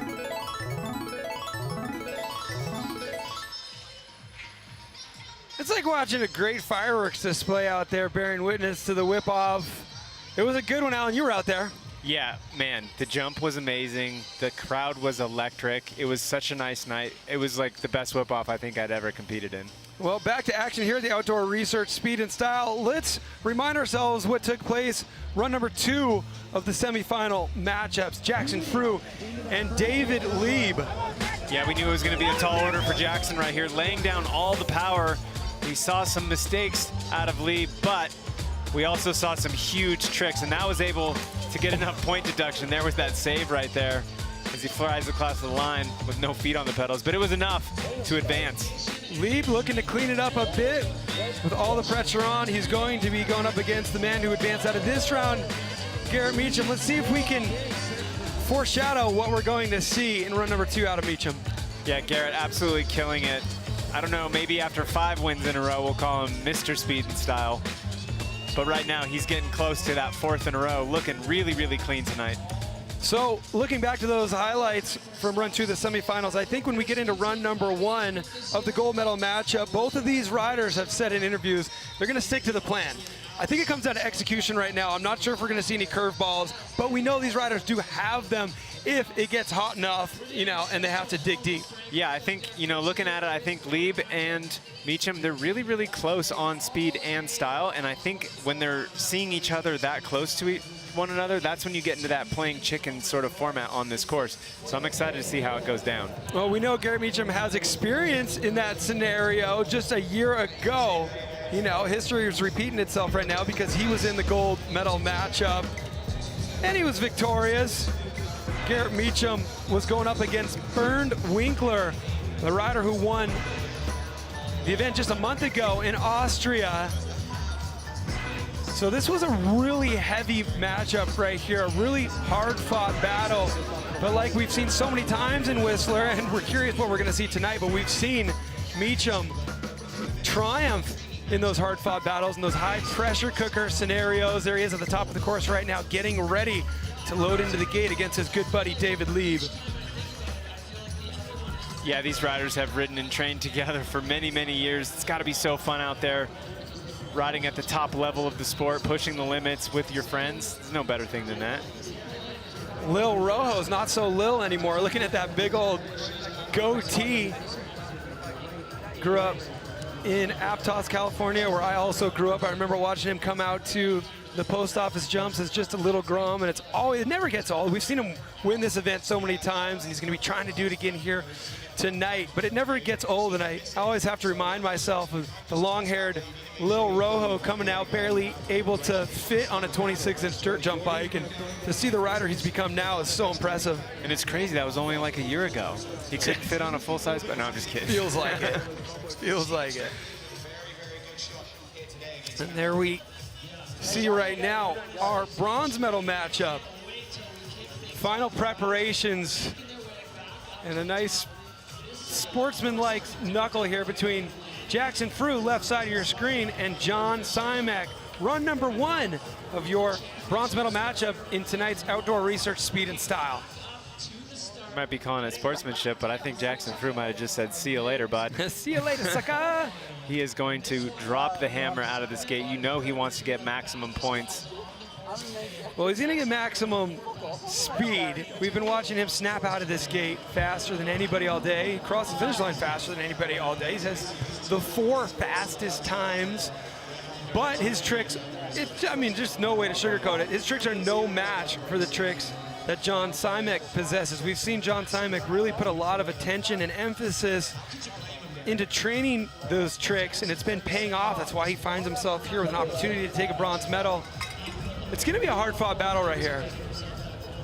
Yeah, absolutely. This is gonna be an exciting one.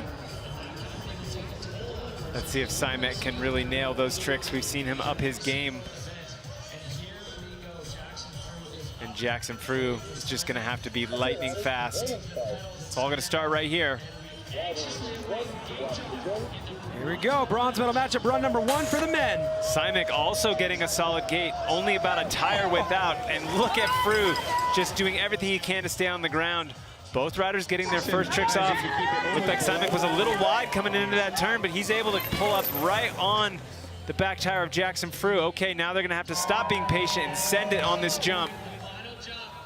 Oh, and it looks like Jackson Frew has a little bit of a bobble. I'm not sure if that hand reached the seat.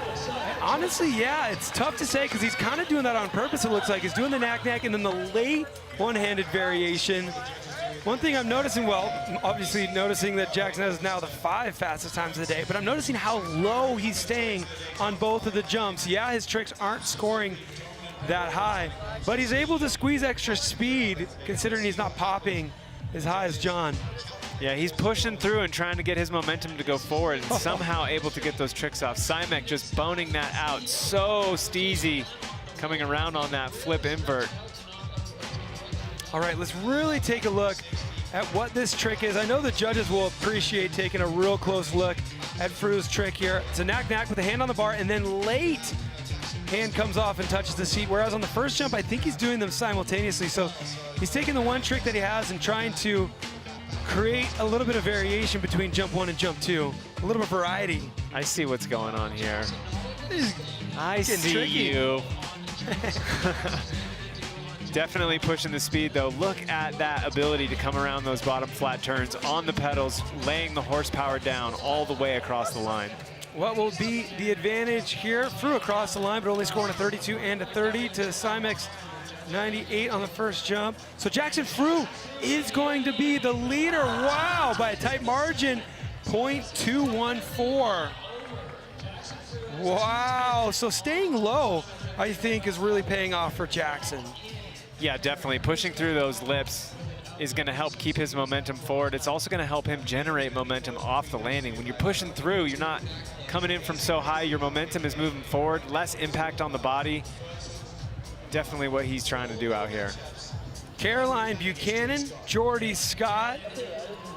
This is going to be quite a heat here. Number 1 and 2 qualifiers.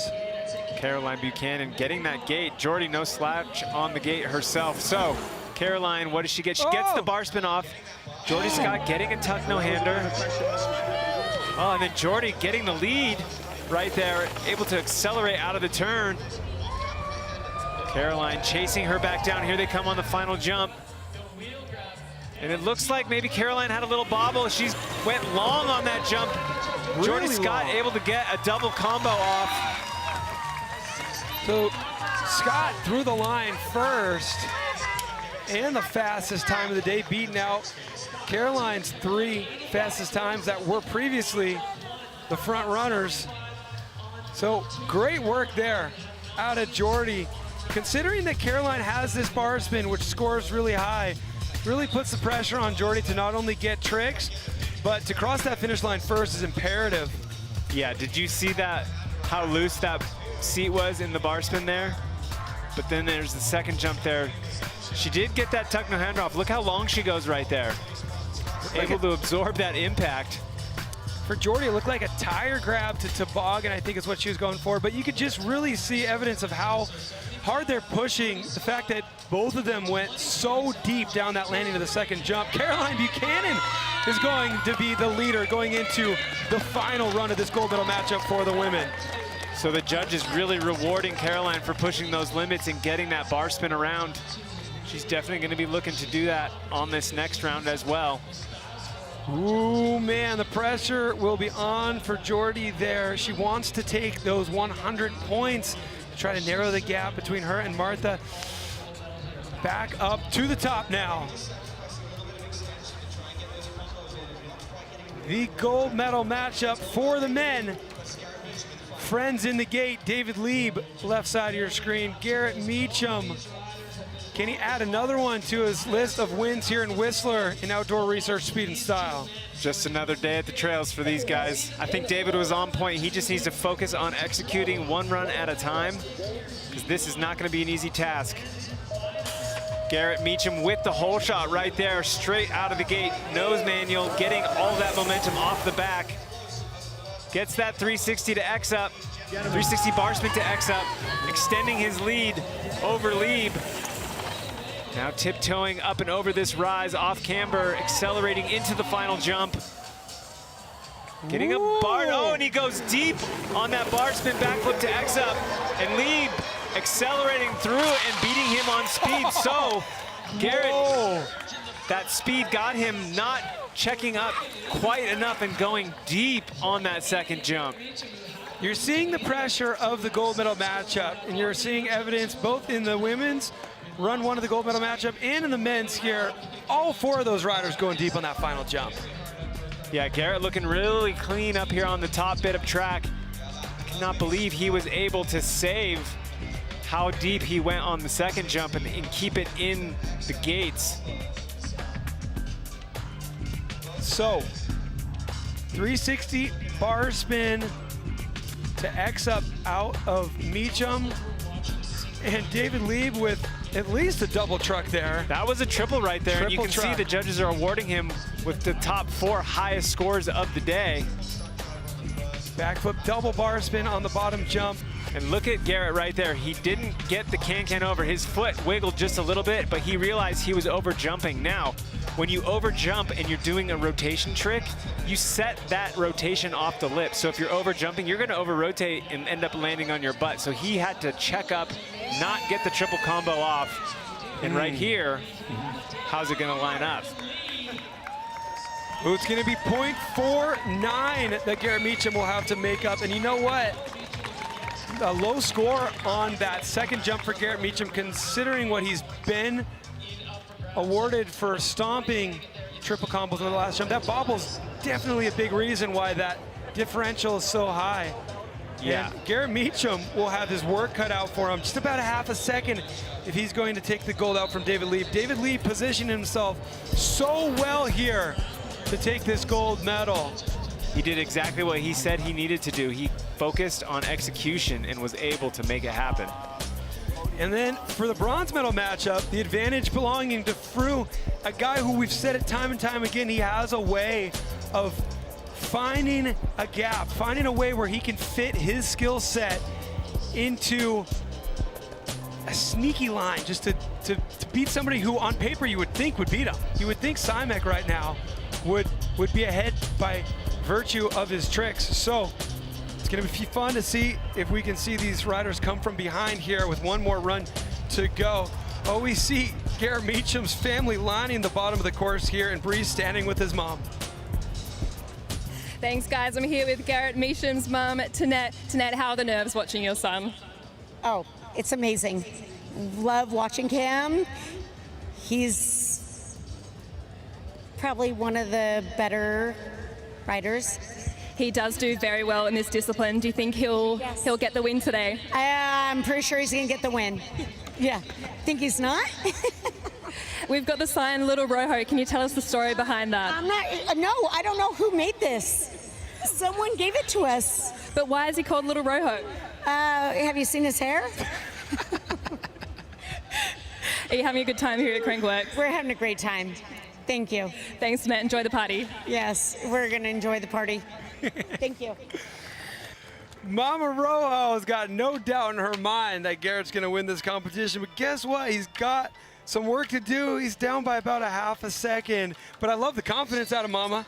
Yeah, I appreciate the confidence for sure, and it's something that's kind of warranted because if anybody can do it, he talked about having a deeper bag of tricks. It's going to be interesting to see if now he sticks to the plan or if he's going to try to bring something bigger out. Let's look back at run number 1 for the women because, you know, we got one run to go before we're giving out a gold medal there as well. Caroline Buchanan, Jordy Scott. Caroline has the advantage of .483. Here's how she did it. This bar spin is heavy, and this is definitely helping her cause.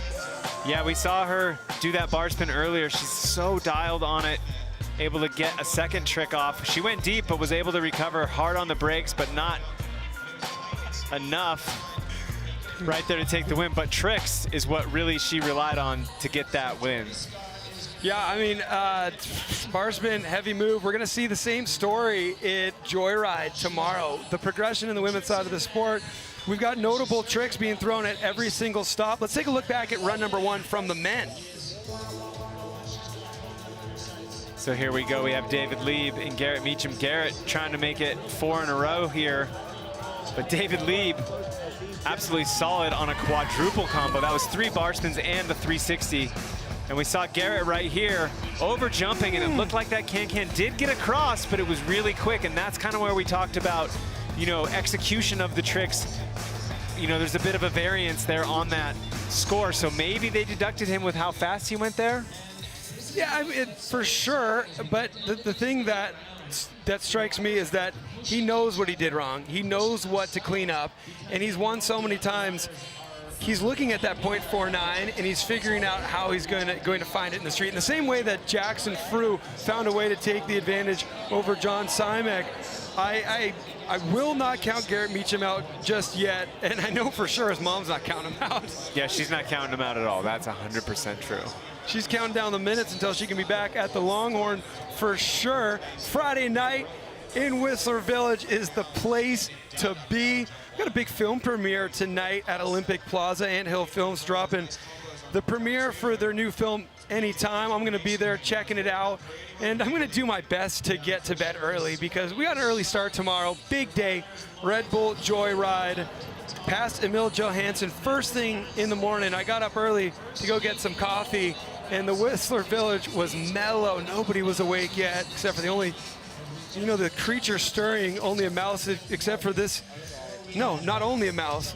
There was no mouse stirring in the night before Christmas, but there was an Emil Johansson stirring in the village this morning. Early bird gets the worm, and I know he was on course as early as possible this morning to get those practice runs in before the wind picked up. We're going to get an early start on Joyride tomorrow, but right now it's all about outdoor research, speed and style. And we got Simek goggling up in the gate. He has the advantage over, no, Frew has the advantage over Simek, .214. And Simek is in a position right now to where if he can dig a little bit deeper into the trick bag, now's the time to do it, because that is how he could make up that .214. Both riders out of the gate, almost side by side out of there, and we see Simek scrub and launch right into it. And look at that, that is how Frew is doing it. You saw him gain at least 2 bike lengths there by staying low and getting his trick off, but Simek with a much higher scoring trick. Let's see how it's gonna come down on this second jump. And he does that combo again. Simek as well, looking clean. He's gonna have to give it everything he's got here down to the bottom. Wow, did you see Jackson extend there across the line? Man, I'm curious to see if he logged another fastest time of the day, except for the fact that the standings only have his name and we're only fitting 5 in there. And he did right there. 0.2 faster on that final run. That was the fastest time of the day.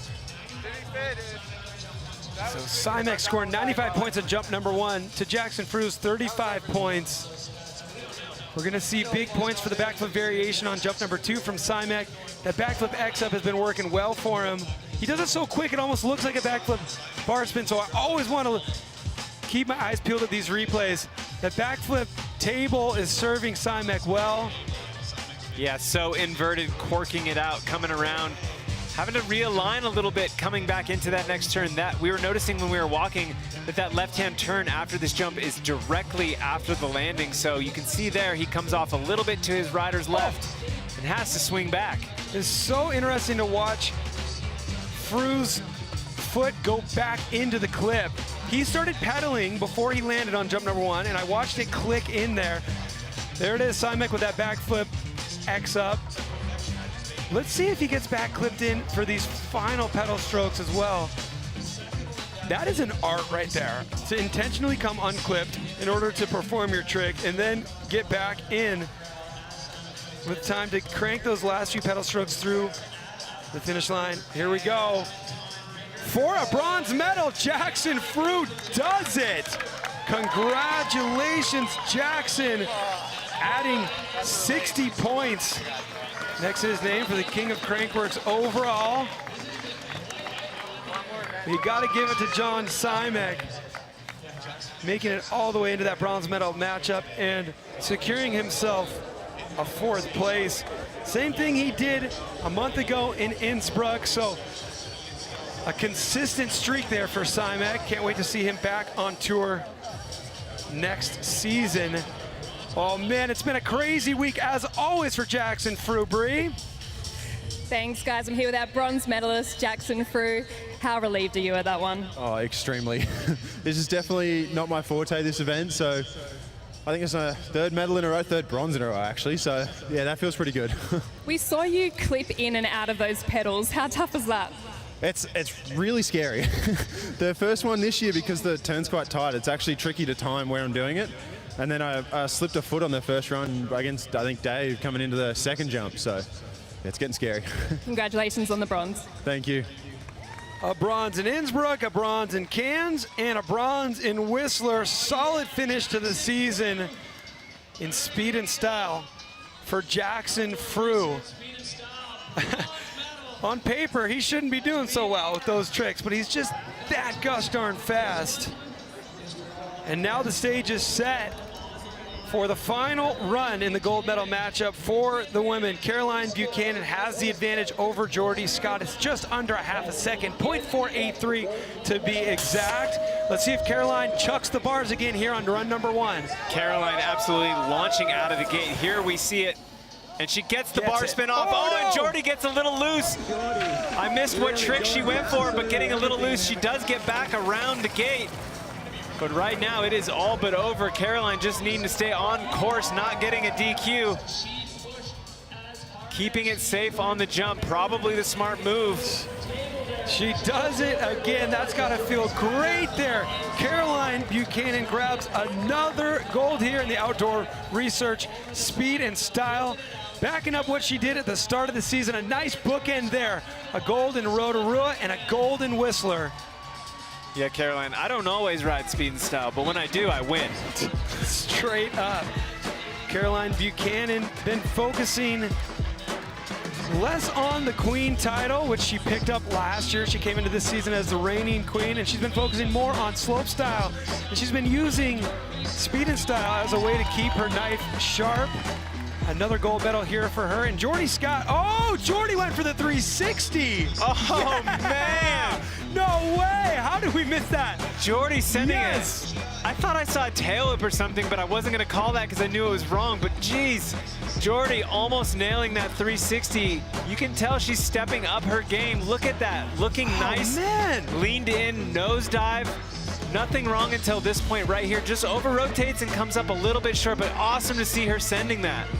She knew she needed to push herself considering Caroline was doing those bar spins. Bree, let's talk to Caroline about those bar spins. Thanks guys, I'm here with our winner of the outdoor research speed and style, Caroline, starting the season where you started picking up. How was that win for you? Oh, this is amazing. I won the first round in Rotorua. I've been focusing on slope style all year, and for this one I decided to sit tomorrow out, and Natasha Miller took my spot, so it's super stoked that tomorrow is going to be an incredible day. But yeah, for this spin style, I really wanted to just work on those bar spins. I had in my mind that Jordy was going to throw that 3, so spoke to my psychologist, and he's like, in the event she throws a 3, you respond with an oppo bar on the last, and I'm kind of glad I didn't have to. I've been practicing those oppo bars and I didn't need it, so Unfortunate for Geordie, but yeah, she went for it and that's racing. Congratulations on gold. Thank you. What a battle between these two riders here, Caroline Buchanan and Geordie Scott. You know what, Caroline, if you're going to decide to pull yourself off the start list for Joyride, well, what a great way to, grab a gold on the weekend here. She did it in outdoor research, speed and style, and she will be joining us in the booth tomorrow, calling the women's action for Red Bull Joyride. Yeah, looking forward to that, absolutely. Not a bad consolation prize. Yeah, I'm not going to compete in Joyride, but I'll just grab the gold in speed and style. Who's going to grab the gold in speed and style here for the men? I can't wait to see how this one unfolds. David Lieb with the advantage of 0.49. Garrett Meacham, he needs a Hail Mary. Yeah, Garrett Meacham's going to have to be perfect right here because Lieb has him on his toes. Both riders looking really solid out of the gate. Looking good on their first jumps, but we do know that Lieb is doing a quadruple combo, so Garrett's going to have to lay the hammer down right here. This is where you can risk it. Right here in this section, coming down to these final jumps. Do you hold off the brakes or do you hit them? Oh! Garrett getting that bar spin backflip to can-can on that. Oh, and he comes off right there. Slips his pedal, he's able to stay on. He's not going to get it on time. Things can change so fast. 1 millisecond, we're celebrating the fact that Garrett gets his backflip bar spin to 1-footed can combo, and the next second, he's blowing a foot and taken away from the final few pedal strokes. David Lieb consistently been scoring those highest scores of the day. 360 triple bar spins. As you mentioned, the quadruple combo has really been working out for David Lieb. And let's see, I do believe he got off clean. 1, 2, and 3 bar spins while doing a 360. The fact that he stomped that so many times in a row out here today, to do that once a day is an accomplishment, but to do it every single run while racing, David Lieb, man, can he swoop the gold out from under the dominant Garrett Meacham? And then both riders looking good on those last tricks. Look how early Rojo was on the pedals. I'm wondering if that's what maybe, oh, and he tried to get a little extra out of it. Looks like his foot's not quite on the pedal when he came back on after that can-can. Maybe those baggy jeans biting him a little bit. Trying to tell if after the can-can he just missed the pedal or if he was trying to go for an extra credit knack-knack. But I think that contributed to the slip pedal, which obviously didn't give him as much speed through the finish line. This is going to be big here. The scores coming in as we tabulate them. David Lieb grabs the gold medal. Congratulations. So awesome to see David come out here and bring those tricks all the way to the top step of the podium. Garrett being dethroned in this discipline right there. 3 in a row is going to be enough. David swooping him. What a performance there. Consistent runs all day for David Lieb pays off, and he takes down the champ, Garrett Meacham. Had to feel good there, joining up with his good buddy in the gold medal matchup. All right, Bree, let's hear from him.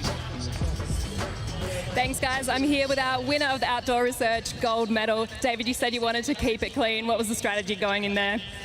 Oh, I don't even know where to start, but just keep it clean, keep checking off the laps. Garrett actually taught me that when I got into speed and style, because he was in it a little bit before me, and he was like, pick your tricks, stick to them, and that's what we did. That's what he did.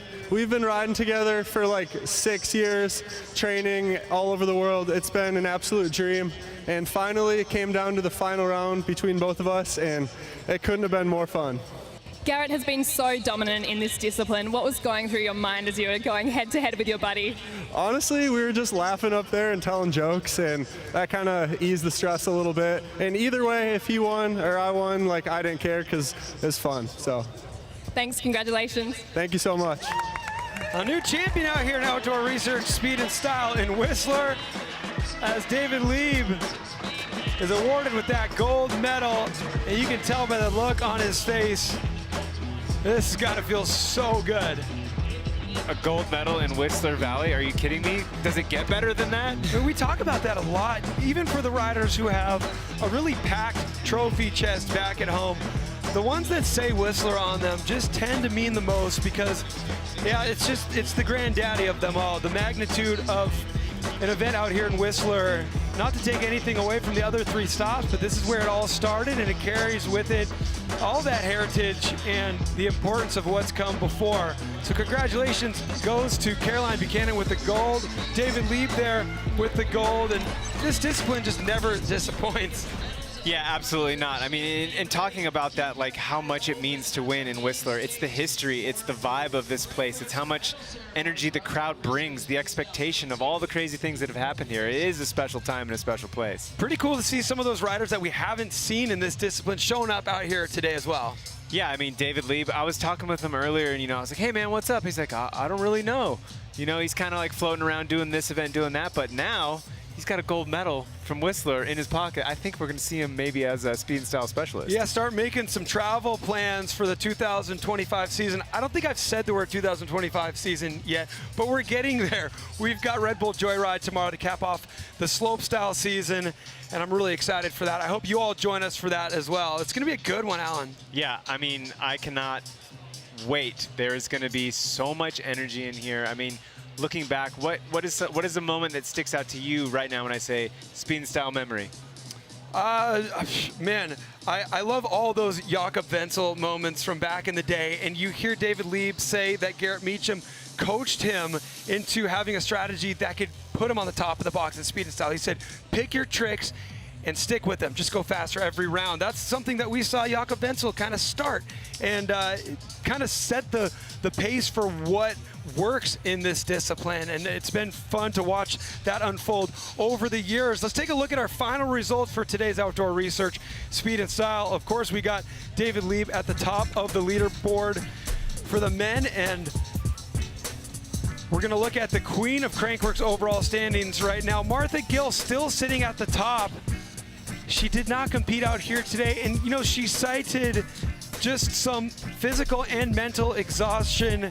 It's been a long season. It's been a busy week for her. And somebody who knows long seasons and busy weeks is a guy who's joining us in the booth right now. We've got some big news. We are ready to crown our 2024 King of Crankworx. It's you, my man, Ryan Gilchrist. You did it. Congratulations. Thank you so much, Cam. Oh, goodness me. That's really exciting. I've been doing some pretty bootleg notepad maths at home and watching the nail-biting finishes and watching Jackson just absolutely crush it today has been, really making me sweat. And I think that's, I really just wanted to say, congratulations to how well Jackson's riding at the moment. Yesterday, he put us all to the sword in dual slalom, and then to do it again today in speed and style, it's a testament to the competition. So congrats, dude. That's a great sportsman-like gesture right there, because you're recognizing the fact that it was not easy, and we've been witness to that all season. I want to take it back to earlier in the season. We had the opportunity to interview you. You are a busy man. You're not just doing the Crankworx World Tour. You fill your plate. We'll talk about that in a minute. But we had you in an interview, and we said, man, the way things are going, and you're showing that you can podium a lot of different disciplines. Is the King of Crankworx title on your radar? And you told us, you let us know that it is. Your team manager had something he told you at the beginning of the season. Yeah, so at the start of the season, I wasn't even sure if I was going to do all 4 stops of the Crankworx World Tour. Due to visa complications and my travels throughout Europe for the EDR World Cup, I had to go back to Cairns to be able to stay under that 90-day limit. And he was like, I want you to acquire it, was the quote. So, it was obviously, lighthearted, but for that to have come to fruition now, absolutely incredible. And to be currently leading the Enduro World Cup at the same time, I'm going home to see my family and my girlfriend, and it's the best feeling ever to be on top of the world in both of my categories. Absolutely. At what point in the season did you look at the rankings and think, oh man, speed and style is not my thing, but I looked at coming into this week, you had competed in 14 disciplines, and Tuhoto, the reigning king, and Jackson Frew had competed in 15. At what point in the season did you say, I got to try speed and style? Was it a begrudgingly, a decision that you came to begrudgingly, or what? Honestly, somewhat, yeah. So in Rotorua, wasn't even slightly on my radar. I didn't even consider doing it. I saw Tohoto come P2, and I was like, oh man, that's a lot of points. But then in Cairns, I didn't have an entry for it, and it was actually our current queen of Crankworx, Caroline Buchanan. She looked me dead in the eye and said, can you afford to not do it? Oh, that's so good. And then right then, I texted the awesome athlete manager and said, hey, is there a chance I can get one of those stickers for speed and style? I got into it, and then the points that I got from Cairns speed and style were the points that I led the King of Crankworx after Cairns in. So had to do it and had to learn how to take my hands off the bars. Those tricks I did in Cairns were my first ever tricks. Well, that leads me to a question. We were talking about 2025. Feels weird to say. We were talking about that. You now know you can win. You are the king. You are crowned.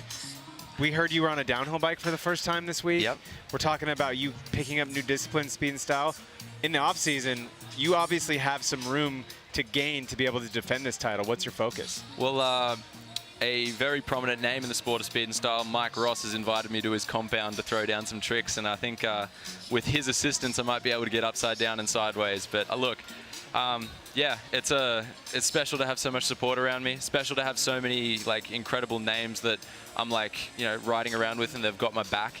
And yeah, to be able to say that I'm king of Crankworx is absolutely unbelievable. Yeah, well, man, you definitely earned it. I can't tell you how dialed and on point you looked the whole time. I was comparing you to James Stewart earlier in the broadcast. I heard that, no way. Some of the lines that you had, nobody else was doing. And not only were you doing it on the technical side, you're making it faster.